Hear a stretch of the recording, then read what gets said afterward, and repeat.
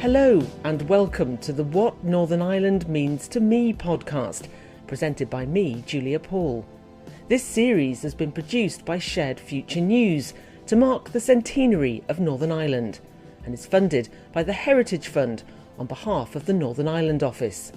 Shared Future News provides information and personal stories on the topics of peace building, reconciliation and diversity to a Northern Ireland audience and beyond. In this episode we meet Paul Gosling, who's a researcher and writer, to hear what Northern Ireland means to him. My ex-wife is German. She came to live with me in England, hated England, and we both loved Ireland. I met someone at a conference who told me how wonderful Derry was as a place and persuaded me this was the right place for me to move to. I've lived in Derry for 21 years and love the city.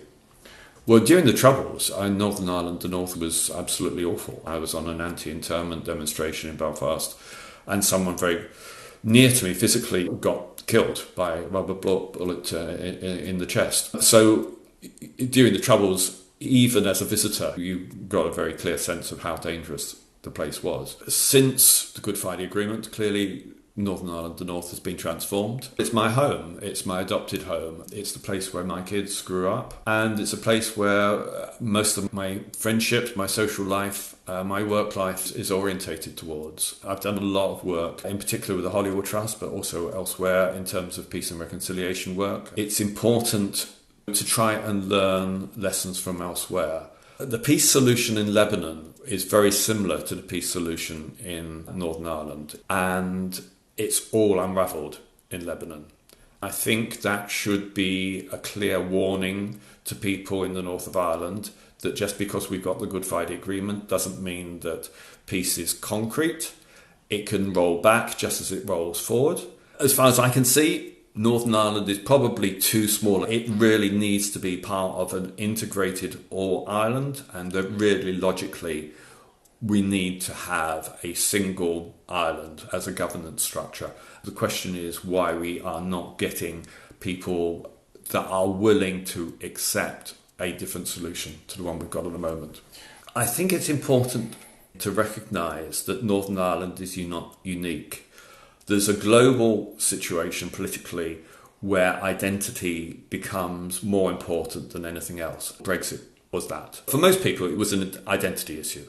What we've got in Northern Ireland, or the north of Ireland if you prefer, is an identity conflict. The British government, for example, needs to say to anyone in the Republic that they can have British identity, they can have a British passport. That's not true at the moment. So we need to, I think, have, in the same way that people who identify as Irish in the north can have an Irish passport, people who identify in the south as British should have a British passport. That should happen immediately, shouldn't have to wait for a referendum debate.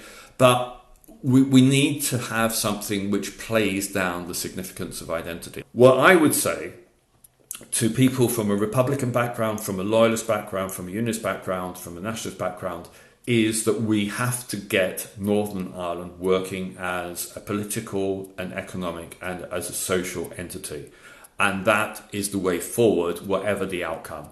So actually, for Republicans, they are going to have to persuade people in the south that they want to have Northern Ireland as part of a united Ireland. So the way to do that is to make Northern Ireland work immediately as best as possible. And Unionists should say to people in Britain, look, if you want us, we are going to be doing everything we can to make Northern Ireland work as a place.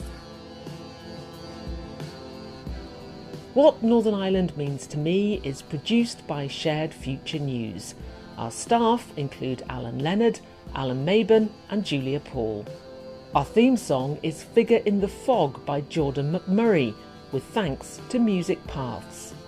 This and other episodes with transcripts are available at the Shared Future News website, sharedfuture.news.